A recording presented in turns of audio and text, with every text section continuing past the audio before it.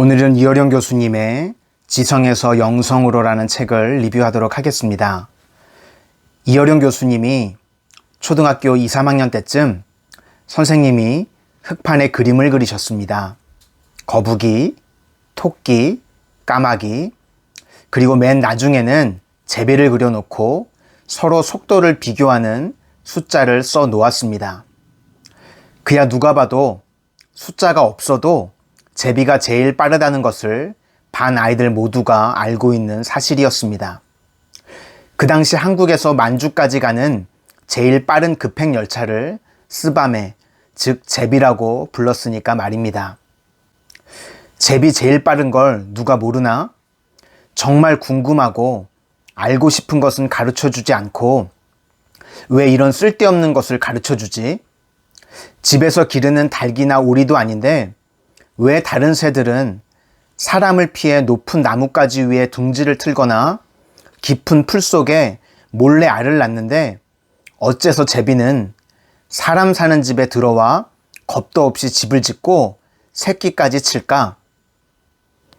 그런데도 제비 잡아먹었다고 하는 사람은 없고 오히려 부러진 제비다리를 고쳐준 흥부 이야기는 있으니 이게 대체 무슨 이치일까?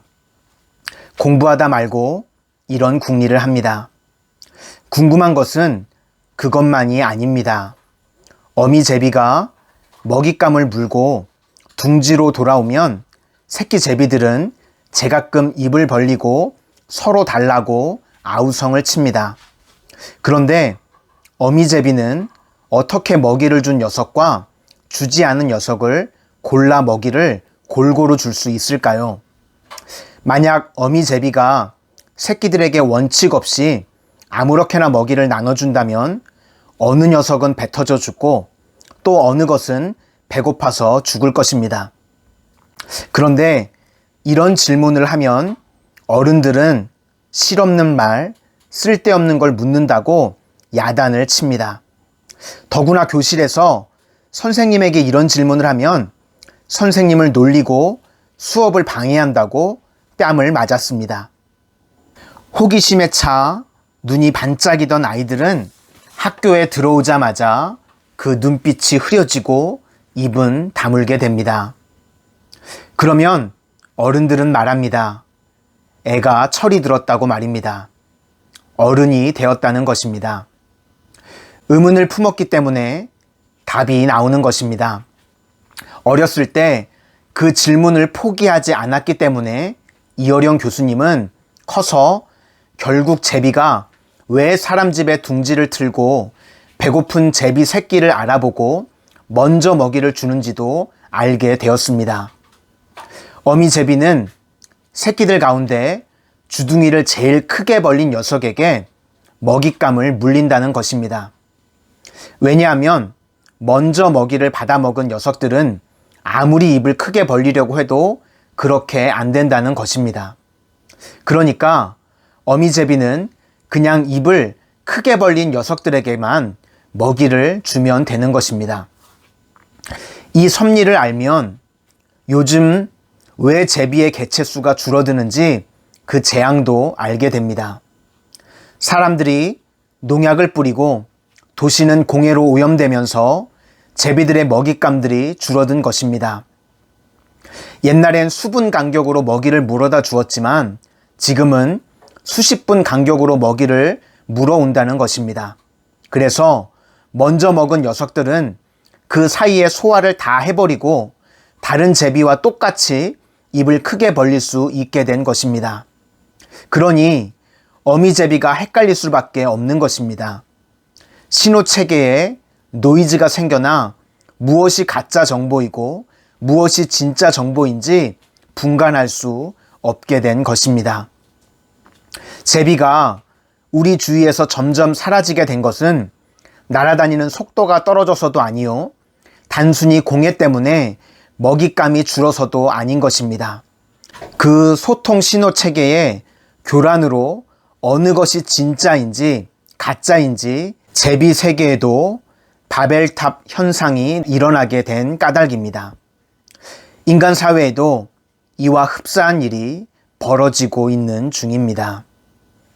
제비가 왜 모든 새들이 무서워서 접근하지 않는 사람의 집에 둥지를 트는지, 그리고 어미제비를 보면 왜 제비들이 일제히 입을 크게 벌리며 짹짹거리는지 선생님이 가르쳐주지 않은 진짜 해답을 구하다 보면 지성을 넘어 영성으로 가는 계단이 나타나게 됩니다. 교과서가 아니라 성경에 그 답이 있었기 때문입니다.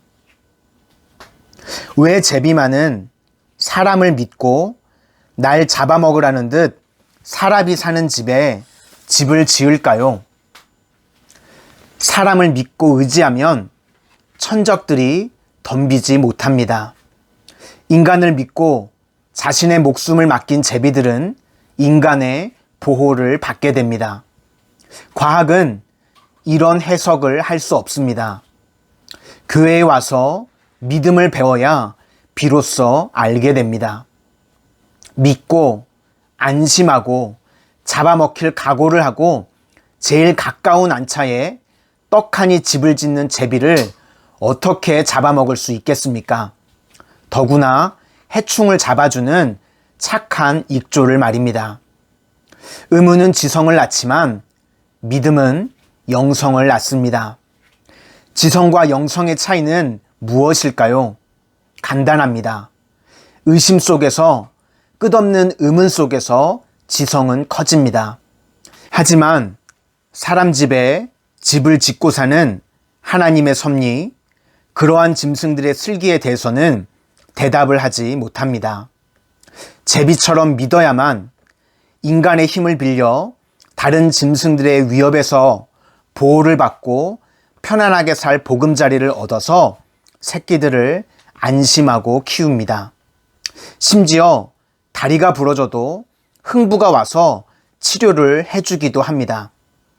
그런데 놀부는 흥부가 부자가 되었다고 하니까 일부러 제비 발목을 분지르고 나서 고쳐주었지만 얻은 것은 재앙뿐이었습니다.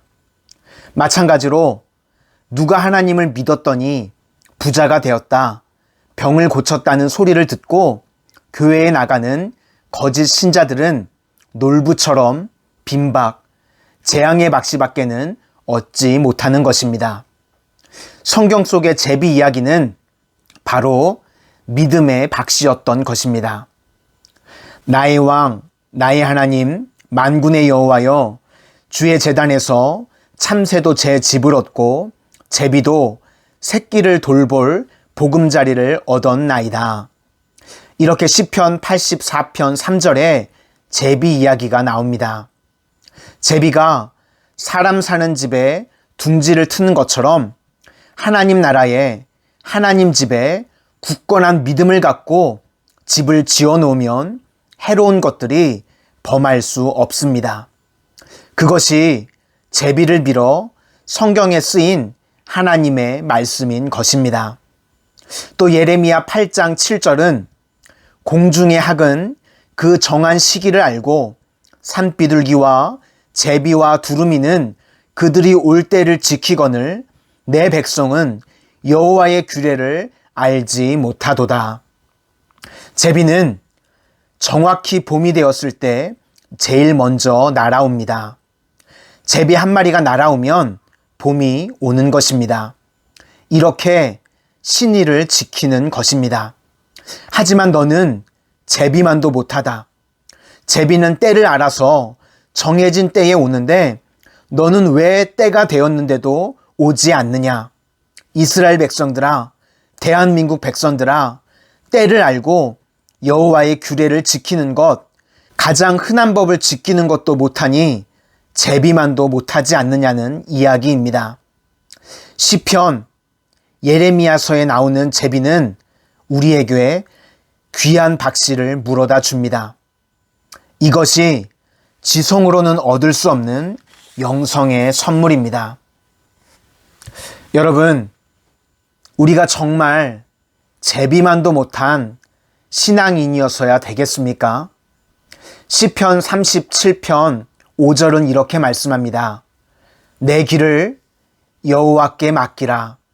그를 의지하면 그가 이루시고, 내 인생의 모든 것을 하나님께 맡기고 의지하실 수 있기를 바랍니다. 그러면 주께서 이루실 것입니다. 기도하겠습니다. 전능하신 하나님, 오늘 한 마리 제비를 통해서 저희의 신앙을 뒤돌아보게 하시니 감사합니다. 저희들도 제비와 같이 하나님께 피하는 인생, 하나님만을 의지하는 인생 되게 하셔서 하나님께서 돌보시고 하나님께서 보호하시며 하나님께서 인도하시는 삶을 살아가게 하여 주시옵소서. 예수님 이름으로 기도드립니다. 아멘.